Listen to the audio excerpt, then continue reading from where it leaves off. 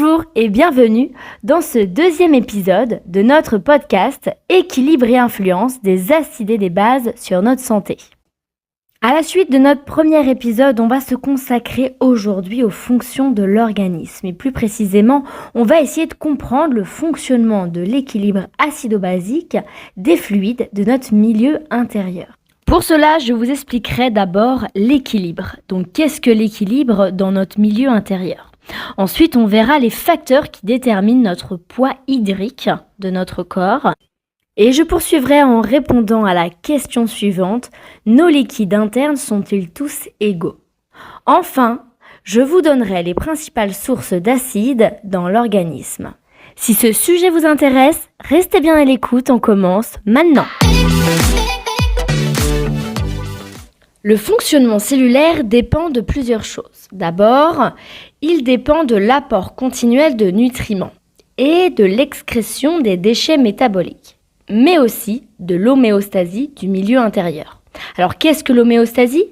Eh bien, c'est l'équilibre des fonctions de notre corps. On pourrait aussi dire équilibre dynamique de notre corps. Ce principe fondamental que l'on appelle l'homéostasie, eh bien, elle a été énoncée en 1857 par le physiologiste français Claude Bernard, qui affirmait que l'équilibre dynamique du milieu interne est la condition essentielle d'une vie autonome de l'organisme. Ce qui veut dire que le milieu intérieur, c'est comme un océan dans lequel sont maintenues des conditions physico-chimiques stables et favorables au maintien de la vie. Notre corps est constitué de millions, mais de millions de cellules presque toujours en activité. Et la plupart des cellules sont trop profondes pour échanger directement avec l'environnement. C'est pourquoi les échanges se font grâce à un liquide intermédiaire qu'on nomme le milieu intérieur. Les cellules, elles ne peuvent pas vivre sans eau. Le milieu intérieur permet donc à toutes les cellules de baigner dans un milieu liquide, même si l'organisme vit hors de l'eau. Grâce au milieu intérieur, les organismes sont moins sensibles aux variations de l'environnement, car cet océan interne s'interpose entre les cellules et l'environnement hostile. Les cellules subissent donc les tempêtes de l'environnement de manière atténuée. Alors, ce que j'appelle tempête de l'environnement, eh bien, ce sont les variations ou stimulus du milieu extérieur, c'est-à-dire du milieu qui nous entoure, auquel on peut parfois fréquenter des déficits ou des excès, en lien avec la faim par exemple, ou la soif. Ça peut être aussi des variations entre le chaud et le froid, mais également des variations lorsqu'on a des blessures. Ça peut être aussi lors de périodes de stress ou de manque ou d'excès d'oxygénation. Je pense quand on est par exemple dans les montagnes. Voilà, ces phénomènes-là amènent des variations internes. Et dans ces conditions, le corps déclenche des mécanismes de régulation de manière autonome. Ce mécanisme a pour but de maintenir une variable interne dans des valeurs normales que l'organisme peut supporter afin de maintenir la vie. Donc dans la notion d'homéostasie, en fait, même si son étymologie fait référence à un état stable, eh bien celui-ci ne désigne pas un état statique ou sans changement. En fait, il s'agit plutôt d'un état d'équilibre dynamique dans lequel les conditions internes varient, mais toujours à l'intérieur d'une fourchette de valeurs selon la température corporelle, la glycémie, la pression artérielle ou encore l'activité cardiaque, la concentration adéquate de nutriments dans le sang, etc. De façon générale, on considère que l'homéostasie ou l'équilibre se maintient dans des valeurs qui permettent de remplir les conditions vitales de l'organisme et que celui-ci fonctionne bien.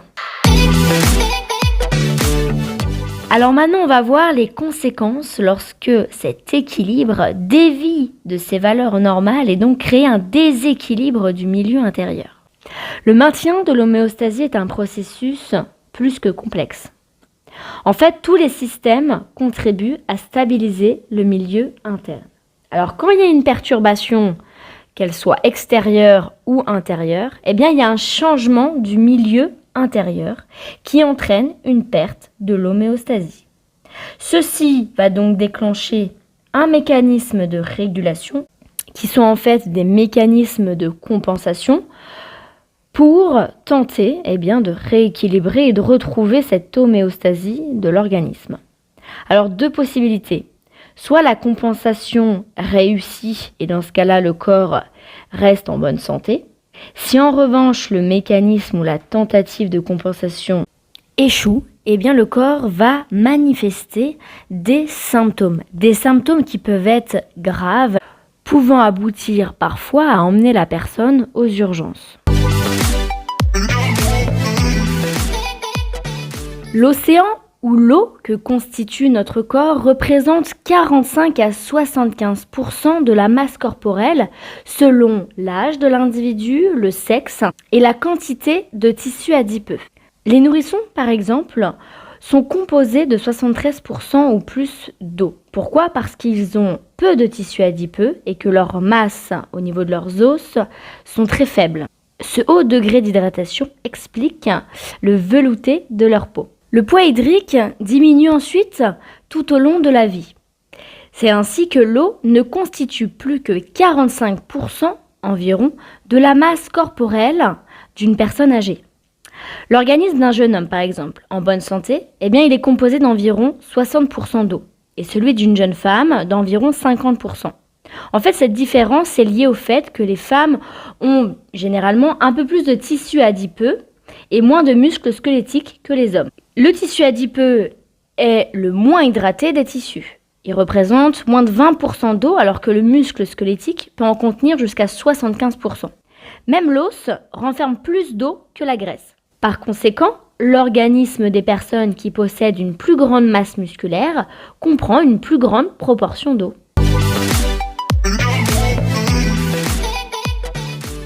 On vient de voir les facteurs qui déterminent le poids hydrique de notre milieu intérieur. On va donc maintenant comprendre que nos liquides internes, ils sont pas tous égaux. Et donc, je vais vous expliquer pour cela les compartiments et les compositions des liquides de notre organisme. Dans l'organisme, l'eau se répartit essentiellement en 2 compartiments hydriques. Les 2/3 environ du volume total de l'eau corporelle se trouvent dans le compartiment intracellulaire, c'est-à-dire à l'intérieur des cellules. Le tiers restant, lui, se trouve à l'extérieur des cellules, dans le compartiment extracellulaire. Et dans cette partie extracellulaire, donc à l'extérieur des cellules, il y a également des sous-parties. On y trouve le plasma, qui est la partie liquide du sang, et également le compartiment interstitiel, qui est le liquide entre les cellules des tissus. Pour mieux comprendre la répartition de nos liquides, on va illustrer tout ça. On va imaginer une bouteille d'eau qui va représenter un homme adulte, par exemple, de 70 kg. Donc la bouteille représente le corps humain, d'accord, de l'homme de 70 kg. Et on va imaginer que dans cette bouteille, il y a des minuscules billes d'eau, d'accord, qui représentent les cellules. Et pour protéger ces petites billes d'eau ou ces cellules, on va y ajouter de l'eau, donc un liquide, de manière à ce qu'elle soit protégée de toute variation de l'extérieur. Vous l'aurez compris, donc le liquide à l'intérieur des billes qui représentent les cellules représente le liquide intracellulaire et l'eau à l'extérieur de ces cellules représente le liquide extracellulaire du corps humain. Alors, d'un point de vue plus général, si on ajoute le poids hydrique ou le volume hydrique du liquide extracellulaire et du liquide intracellulaire, cela représente à peu près 60% de la masse corporelle. Donc, ce qui reste, ce sont les 10% pour que ça fasse 70 kg. Ces 10% représentent la structure de la bouteille et également l'enveloppe de nos petites billes d'eau qui représentent l'enveloppe de nos cellules. Donc ces 10%, c'est quoi ? C'est la matière solide que représente notre masse corporelle. Donc si on met cette bouteille sur une balance qui représente un homme de 70 kg, on constate que notre corps est composé de plus d'eau que de matière solide. Et c'est ce qu'on a vu dans l'épisode 1. Ce qui nous intéresse maintenant, c'est ce milieu liquide, et plus précisément le milieu ou le liquide extracellulaire, qui correspond au milieu externe des cellules et qu'on appelle le terrain selon la naturopathie ou le milieu interne selon Claude Bernard. Vous avez désormais vu la notion d'équilibre ou d'homéostasie et vous avez compris les différents fluides que compose notre milieu interne. On va maintenant rentrer dans le vif du sujet, c'est-à-dire l'homéostasie du pH, qui est l'équivalent de l'équilibre de la concentration acido-basique de nos fluides. Cet équilibre des acides et des bases est essentiel à l'organisme. Pourquoi ? Parce que les éléments que constitue notre terrain ou notre milieu interne, ou plus précisément le milieu extracellulaire, tels que le liquide interstitiel, la lymphe ou le sang veineux, fonctionnent de manière optimale lorsqu'ils se situent à un pH bien précis. Alors le pH optimal de ces liquides extracellulaires varie selon les liquides qu'ils constituent, mais reste globalement autour de 7,3, 7,4, ce qui représente un pH relativement alcalin. On l'a vu dans l'épisode 1, l'eau est un solvant universel. Pourquoi ? Parce qu'elle peut dissoudre des substances très diverses. Et ces substances qui se dissouent dans les liquides de l'organisme, comme le sang ou les liquides intracellulaires, se divisent en deux catégories. On a d'abord les électrolytes, qu'on a vu dans l'épisode 1, qui sont des composés chimiques qui se dissocient en ions dans l'eau. Typiquement, les électrolytes comprennent les sels inorganiques, comme le sodium, le potassium ou le chlore, mais également les acides, les bases, tant inorganiques qu'organiques, et certaines protéines. Ces électrolytes rendent donc l'eau conductrice par leur charge électrique qui permet de transporter l'énergie. L'autre catégorie est ce qu'on appelle les non-électrolytes. Donc ce sont des composés chimiques qui sont liés entre elles. Et c'est cette liaison qui empêche la dissociation des molécules. Par conséquent, lorsqu'ils sont dissous dans l'eau, ils ne forment pas de corps portant des charges électriques. La plupart des non-électrolytes sont des molécules organiques, comme le glucose, les lipides, la créatinine et l'urée. Les électrolytes sont les substances dissoutes les plus abondantes dans les divers liquides de l'organisme. Ils représentent 95% du volume hydrique de nos liquides. Ils influencent et contribuent aux réactions chimiques comme l'équilibre hydrique, l'équilibre électrolytique et également l'équilibre acido-basique. Toutefois, même si les électrolytes sont très nombreux, ce sont des petites particules et légères, donc leur masse totale est faible. À l'opposé, on a les non-électrolytes qui représentent les macromolécules, telles que les protéines, les phospholipides, le cholestérol et aussi les triglycérides. Ces molécules, qui sont donc beaucoup plus grosses, sont présentes en plus faible quantité. Mais comme elles sont beaucoup plus volumineuses et lourdes, elles constituent la majeure partie de la masse des solutés. C'est-à-dire que ces particules sont présentes à 90% dans le plasma, 60% dans le liquide interstitiel et 97% dans le liquide intracellulaire. Cela explique donc pourquoi les grosses molécules sont essentielles dans la composition physique des liquides corporels, malgré leur faible quantité. Pour bien faire la différence de ce que constituent nos liquides entre les électrolytes et les non-électrolytes, je vais vous donner une illustration. Alors vous allez imaginer un bouillon de légumes. Dans ce bouillon de légumes, il y a des légumes, il y a des morceaux de légumes, et il y a également du sel qui a été dissous dans l'eau. Alors il faut s'imaginer que les grains de sel qui ont été dissous dans cette eau, représentent les électrolytes. Ils sont présents en très nombreuses quantités, mais sont très légères. Les morceaux de légumes, eux, sont donc les non-électrolytes. Ce sont les grosses molécules qui sont présents en plus faible quantité, mais représentent la majeure partie du poids de la soupe. Pourquoi ? Parce que leurs molécules étant beaucoup plus volumineuses et lourdes, c'est ce qui fait le poids global du liquide. Alors on va voir désormais les principales sources d'acide dans l'organisme. Alors, on l'a vu dans l'épisode 1, la concentration d'acidité dépend du nombre d'ions d'hydrogène. Et ces ions hydrogène sont donc des électrolytes. Donc dans la plupart des molécules, de la catégorie des acides, c'est qu'ils sont chargés en ions hydrogène.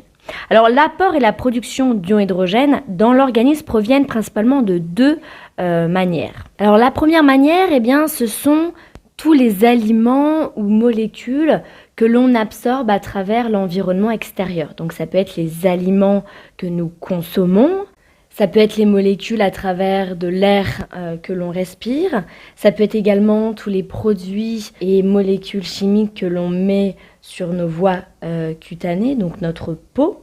Et l'autre manière d'apporter des ions hydrogène dans l'organisme, c'est par le métabolisme cellulaire. En fait, notre corps produit naturellement des acides par l'activité métabolique du corps humain. Et donc ces acides sécrétés par le métabolisme cellulaire sont en fait le produit ou sous-produit de réactions chimiques. Donc ce sont parfois ce qu'on appelle des déchets métaboliques. Il est bon et important de comprendre et de savoir que les aliments que l'on consomme contiennent des éléments acidifiants mais aussi alcalinisants.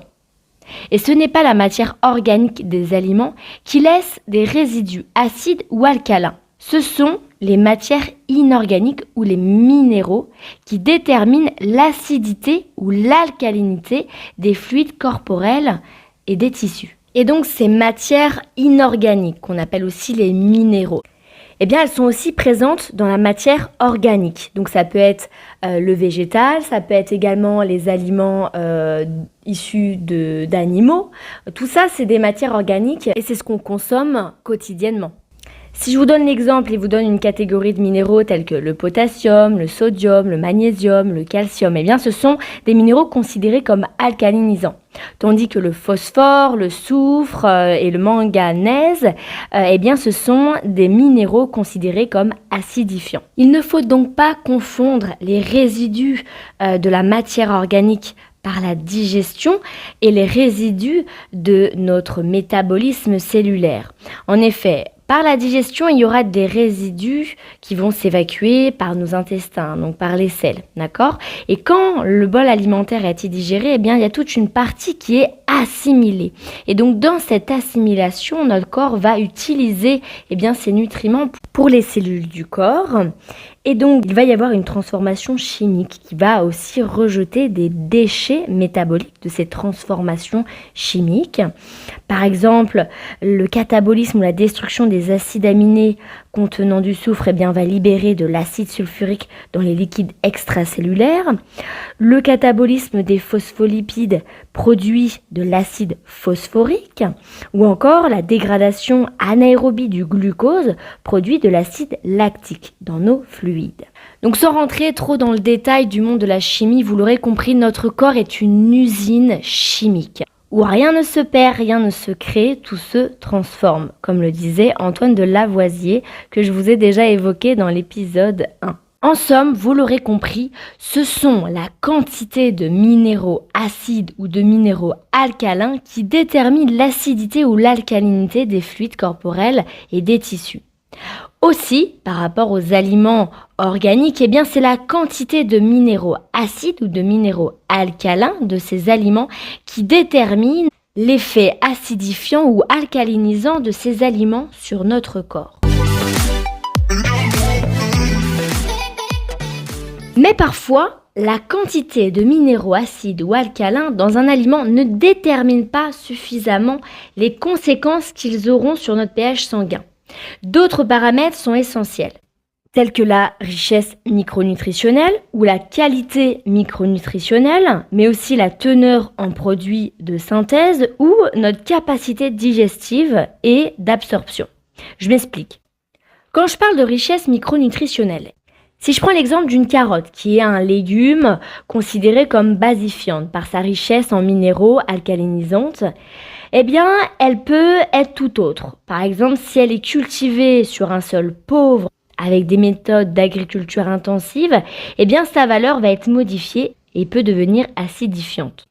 De plus, si votre carotte est cuite, eh bien, les structures minérales seront altérées et leurs réactions dans l'organisme ne seront plus les mêmes. Et ça, c'est ce qu'on appelle la qualité micronutritionnelle de votre aliment. On a également la teneur en produits de synthèse. Donc si votre carotte a été aspergée de pesticides, de fongicides, d'herbicides et autres produits de synthèse, elle va être encore plus acidifiante. Sans oublier notre capacité digestive et d'absorption. En fait, une personne qui par exemple est épuisée et qu'elle consomme des carottes, pour garder mon exemple, eh bien par manque d'énergie et de capacité digestive, elle ne bénéficiera pas de tous les minéraux alcalins que possèdent ces carottes. Cet épisode numéro 2 prend désormais fin et vous avez pu comprendre la notion d'homéostasie dans notre milieu intérieur, mais également la disparité des différents liquides de notre organisme et les principales sources d'acides. Alors j'espère que cela vous a plu. Si c'est le cas, je vous retrouve la prochaine fois pour l'épisode 3 afin de comprendre ce qu'il se passe quand les choses tournent mal, plus précisément quand le pH tourne mal.